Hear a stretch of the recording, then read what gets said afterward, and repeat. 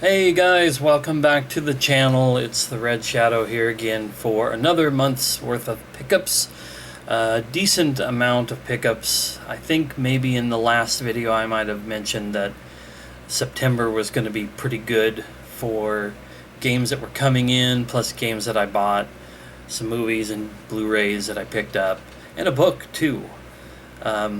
I also think since I'll start with the book first, I think that also ties into something I showed last month, which was the physical copy of Tunic for the PS4. I thought these would come together, but they were separate. I got the game, and then a couple weeks back, I got the book. Now, what this book is here, this is not a strategy guide. This is an actual hardcover instruction manual for Tunic. And there's also a little sticker here.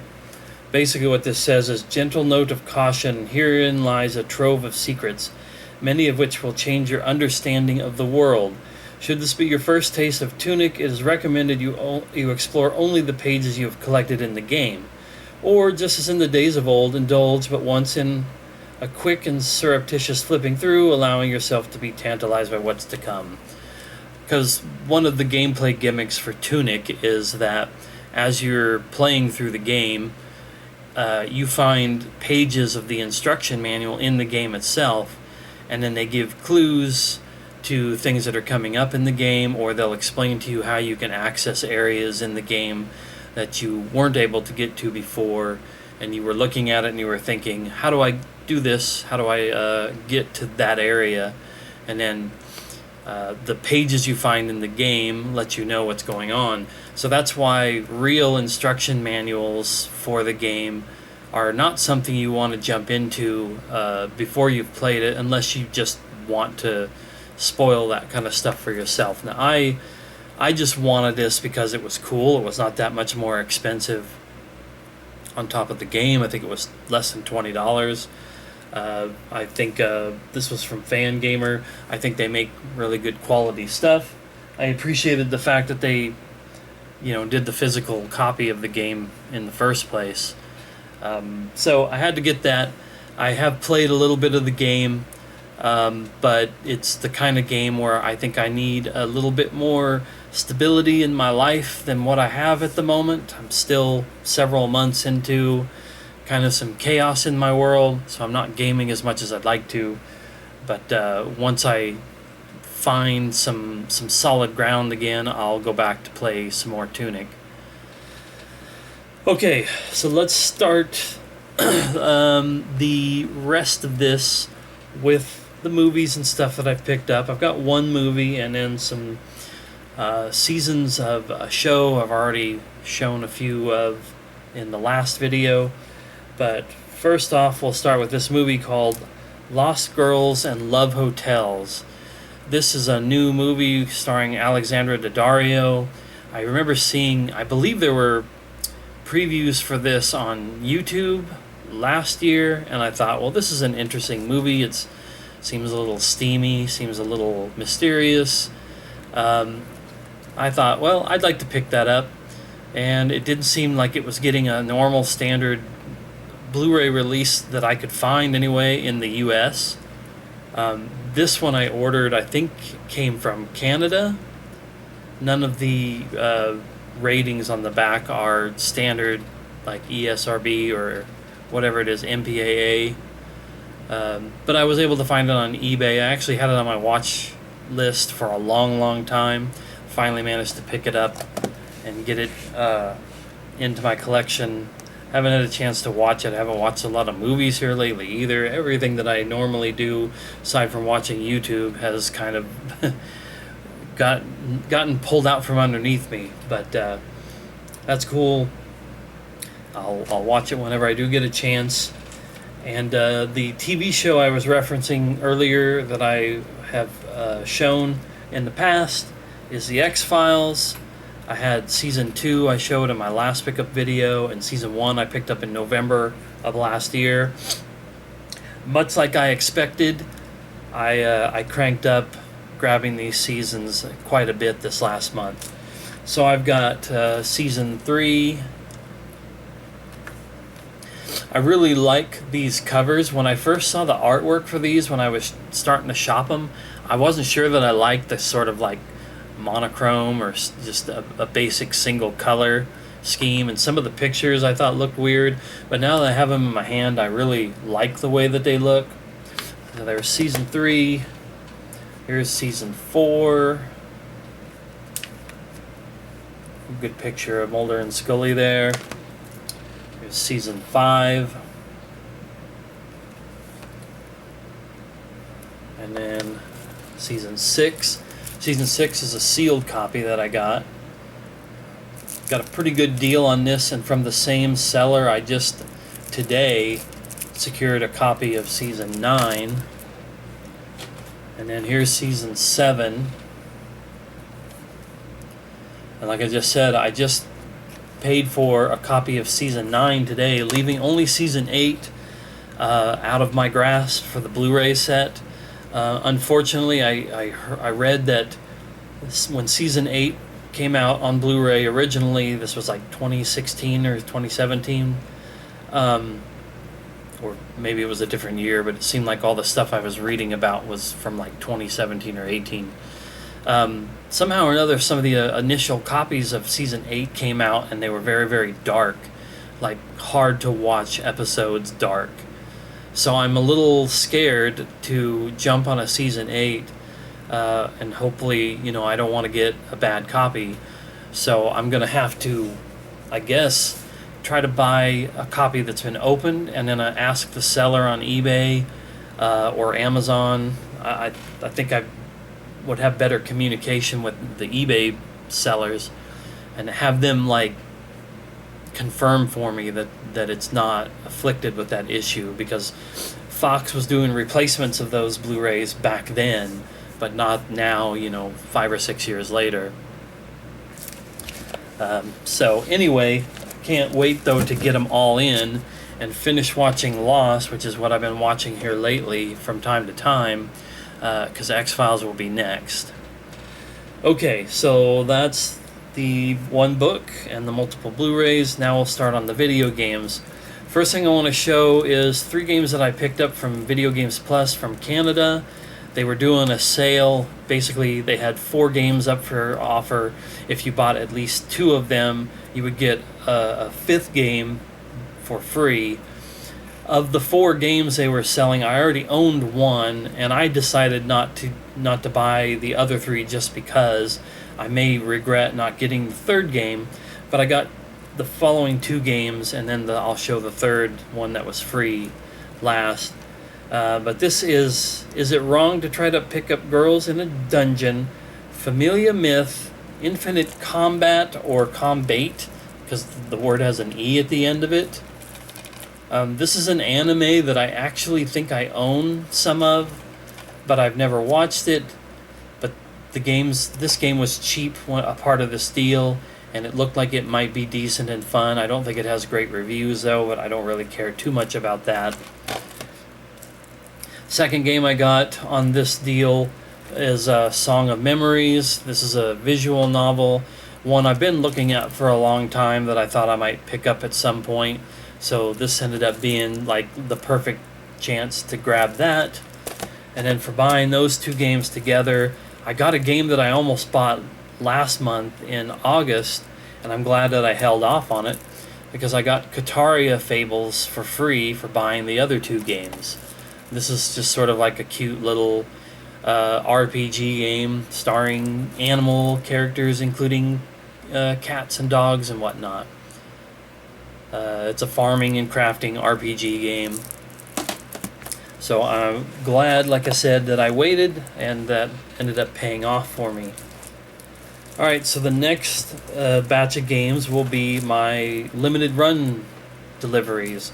Limited run games are starting to finally show up after the wait from pre-ordering, the waiting for production, and then eventually shipping out and receiving had gotten really, really bad the last year or 2, and it's starting to get better.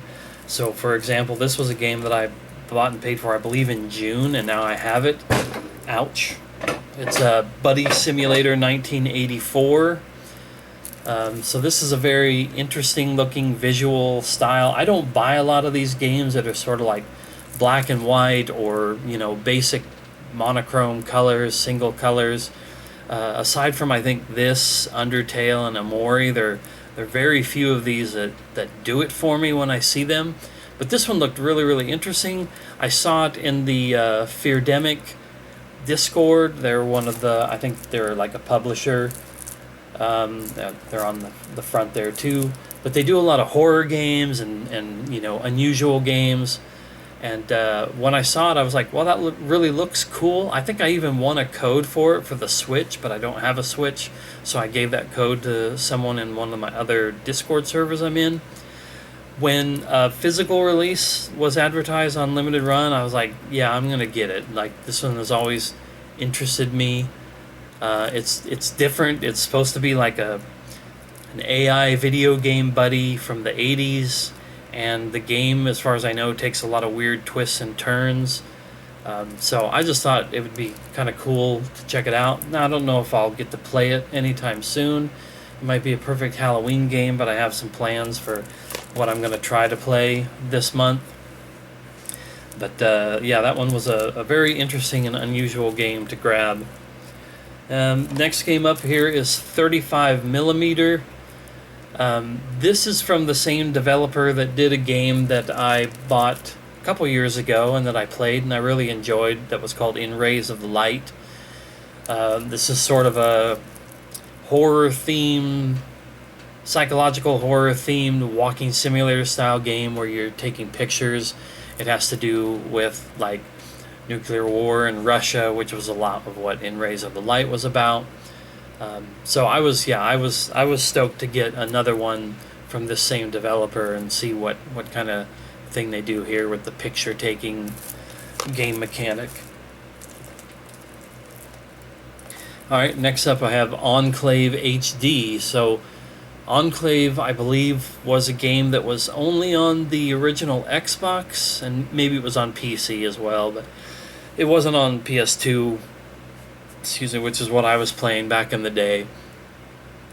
I had no idea this would be a game that they would choose to like remaster in HD, but when it popped up on Limited Run, I thought there's another game to try to check out that I couldn't play from back in the day. Reminds me a little bit of Risen. Not that the games are the same, but just that was another game from, 15, 20 years ago that I didn't get to play, and that I thought it would be kind of cool to pick up when it was coming to PS4, so I would get a chance to, sort of mark that off the, not the bucket list, but sort of like those games that got away, and then all of a sudden, now I get a chance to snag that game back in. Next thing I have up here is Shady Part of Me.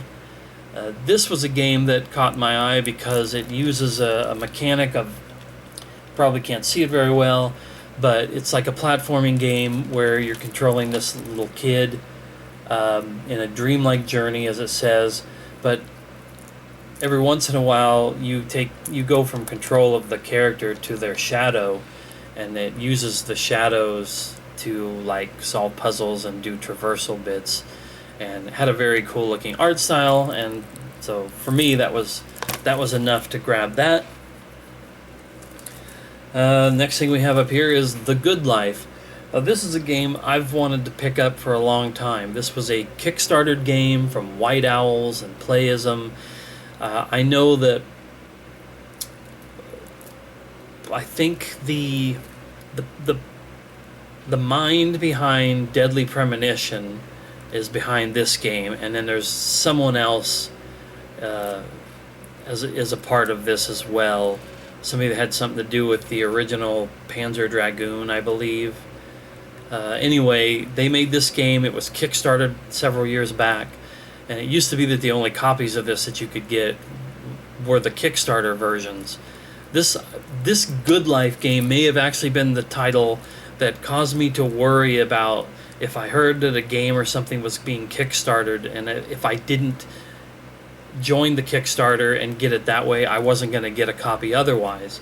I've realized that more often than not, the Kickstarter gets the game funded and gets the people who kickstart the games, they'll get like maybe a special copy, the way my Shenmue 3 copy had the cardboard slipcover on it, but then it still ended up at retail. But The Good Life, I think, was one of those that before this limited run version, the only way you could get this game was to buy the Kickstarter version. And so people were charging not an outrageous amount, but I think I paid $35 or $40 for this. Maybe it was a little more, but I think the Kickstarter copies were going for more than that. So patience, even though I had no idea that this was going to come out this way, ended up paying off for me. I don't think that game is also reviewed very well, but then again, Deadly Premonition isn't reviewed well, and it's still like a cult favorite. And in the last limited run game that I have here, glad that this one finally showed up, because this had been one of mine. It was on there for a long time. But this is Shantae, the original Shantae game, adapted and brought over to PlayStation 4 through limited run. I think it went to Switch and Xbox as well. I have a few other Shantae games, but I missed 2 from limited run a couple years ago that are now like stupid crazy when it comes to priciness. But I'm glad that I have this one here in the collection. That's a series now where I have like 3, 4, 5 games, but I haven't played any of them, so eventually I've got to get around to checking them out. Okay, excuse me. The next 6 games are the last things I have to show. I'm going to show this first batch of 3. These were games that I ordered from Target. I'm working at Target now. Unfortunately, in the stores, when it comes to PS4 games, but even the current gen console stuff, the selection's pretty pathetic in the Target store that I work at. So I turned to the website. The website that had let me down on a couple of different things. In fact, 2 of the things I have yet to show were games that I had to go elsewhere to buy because Target's system screwed me, basically. But I did have a couple of games that I bought and paid for from them that I actually did get. So these are all 3 simulator-style games. The first one I have to show here is Police Simulator Patrol Officers. This is a game that I saw some people playing on YouTube, and it was on, or still is on Steam. I don't know if it's early access or not, but I wanted to play it. I think I had it on my wish list for a while, and then all of a sudden, here it is, physical copy for PS4. So I had to get this one. It looked like it was not quite as goofy or nutty as, say, like a Goat Simulator, but it was definitely a game that I think I could get some fun out of. Maybe a couple different sessions goofing around, being a police officer. And then the same people also made firefighting simulator The Squad. So I just have to assume that this is the police simulator, but as a fireman. And this might also be a game I've seen some people play recently on YouTube. Although that game looked very much like it wasn't finished yet, and this looks more like a complete project, complete product. But sim games, I get some fun out of them, and then even if they just end up on the shelf, there are a bunch of other firefighting style simulating games that always look really crappy and not very well done. So maybe this one's just going to be a little bit more polished than those. And then the last of these 3 sim games is one that I actually already own, but this is a DLC added onto version. This is House Flipper Pets Edition. One of my top 6 games of 2020 was House Flipper, the original one, when it came to console on a physical disc, and I picked it up and I played it, and I didn't think I was going to get much out of it, and I ended up getting the platinum for it. And now this has got the Pets DLC, where you can adopt pets and build a house and stuff for them.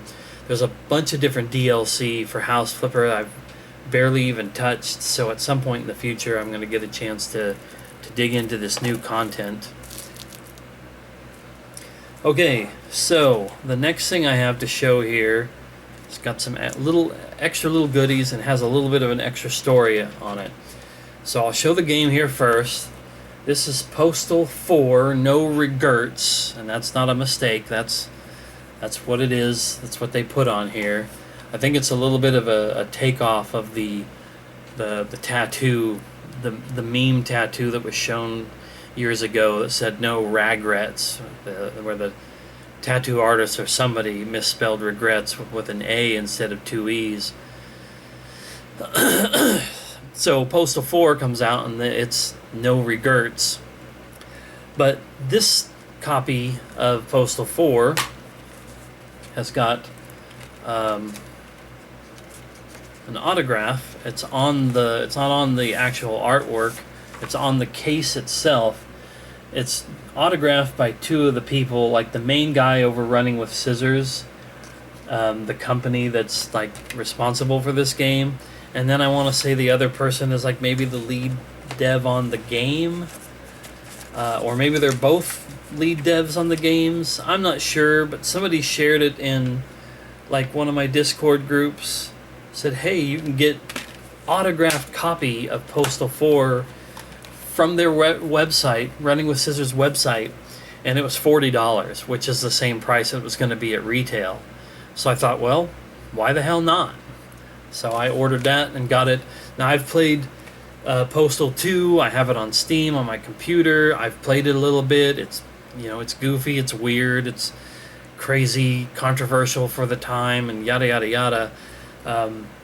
I guess Postal 3 was a shitstorm, and a lot of people try to pretend that the game doesn't exist. I don't think I guess it's been pulled from the internet, so I don't know if it was a game that required internet or if it's just not available to buy anymore. But as far as I'm concerned, if they don't approve or want or like the game and want people to buy it, then who am I to say anything? Like, as far as my own self is concerned about wanting to buy it, I've already looked at the original Postal and didn't have any interest because of its isometric viewpoint. There's Postal Redux, and I had no interest in getting that. So at this point right now, like, having a physical copy of Postal 4 and the digital of Postal 2 is good enough for me. So that's that. These were a couple of the little other things that they sent with it too. It's like a little sticker of some weird, I don't know, centaur type character with udders and wings. I don't know what's going on with that. And then there are these two, they look like business cards. And then on the back of them are like characters. So there's like this weird looking guy. And then this guy, I guess you can say, what that looks like. I don't know if YouTube will detect that or not, or if they'll give a shit for a little channel like me. Alright, so last two things to show. First up here we have Daymare 1994 Sandcastle. So this is one of the first of the games where I kind of got screwed with Target. I pre-ordered it sometime earlier in the summer. It was supposed to come out at the end of September.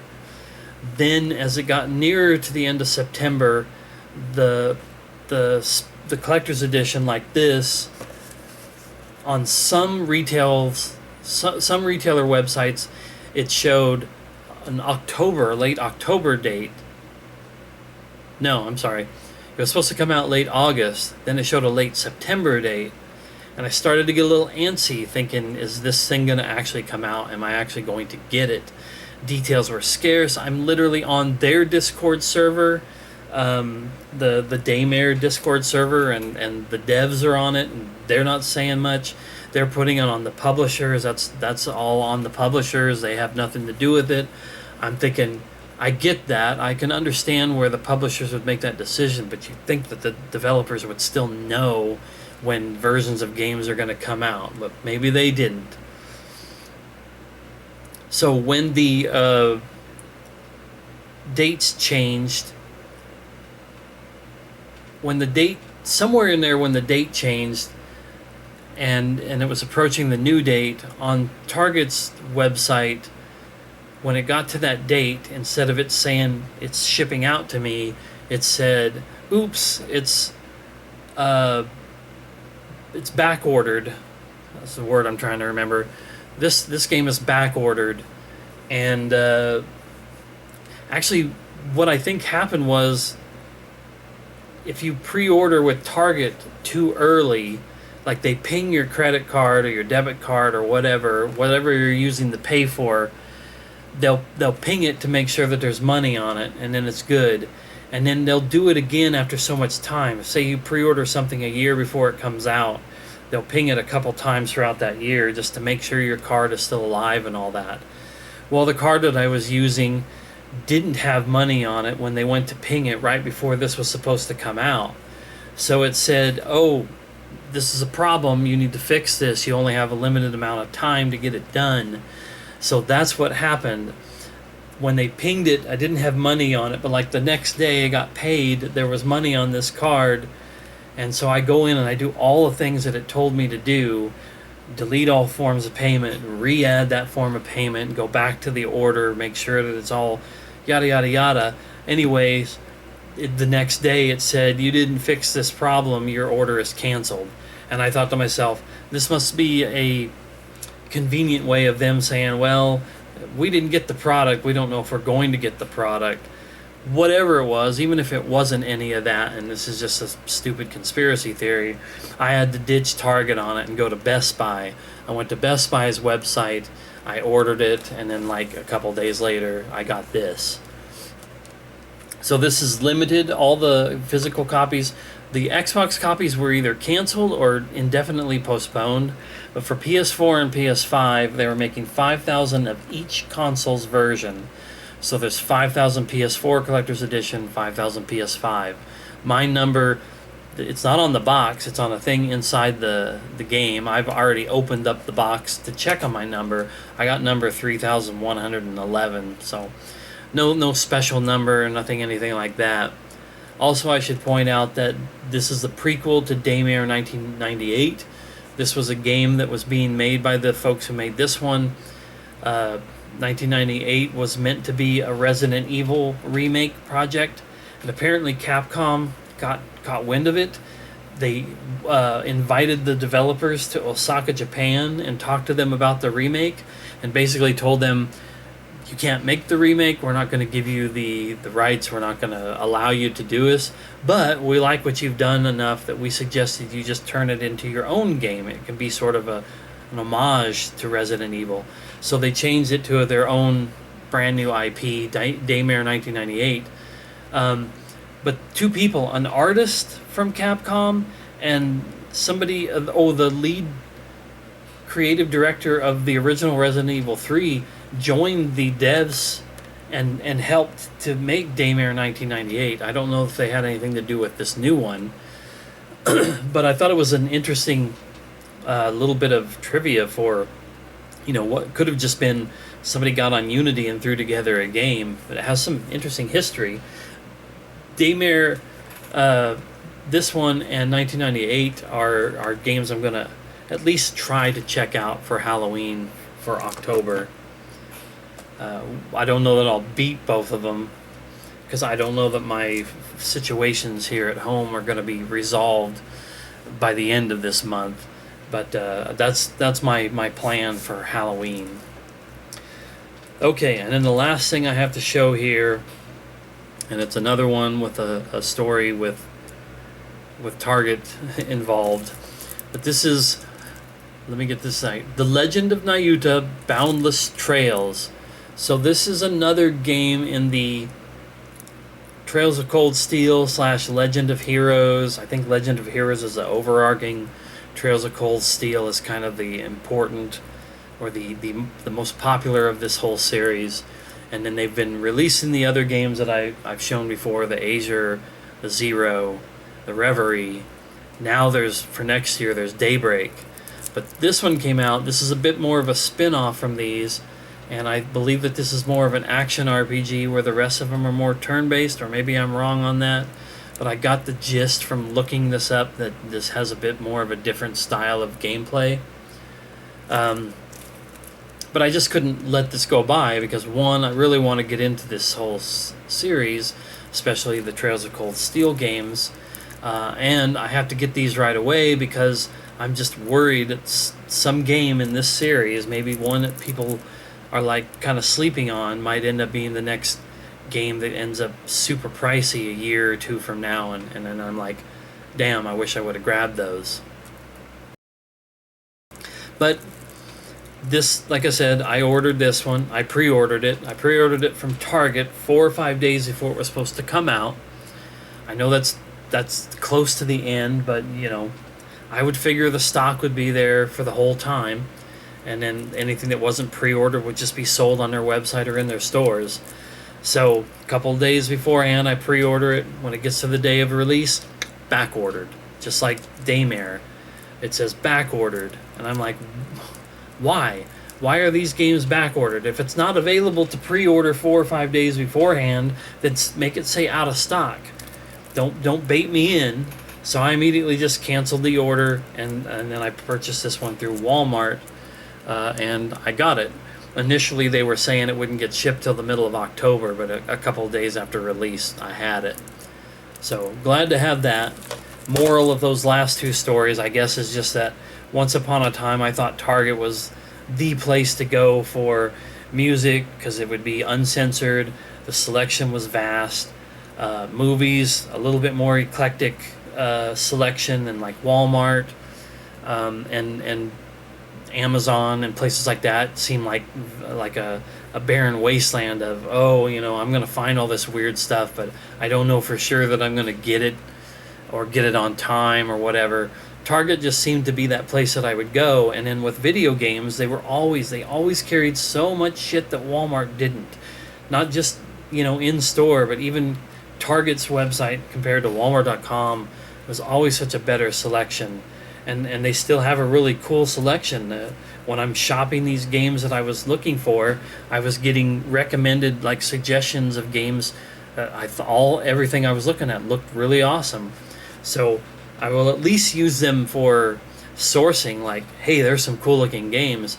But I don't know, they let me down with some of this, but then of course the simulator games all came in and were just fine. So I just wanted a moment to, I guess, rant a little bit about that. So anyway, yeah, that's all my pickups for September. October should be pretty decent for some stuff that's coming. I imagine some more limited run games will come in. I have my eyes on a few movies that I want to pick up, one more X-Files season, and then, you know, definitely games.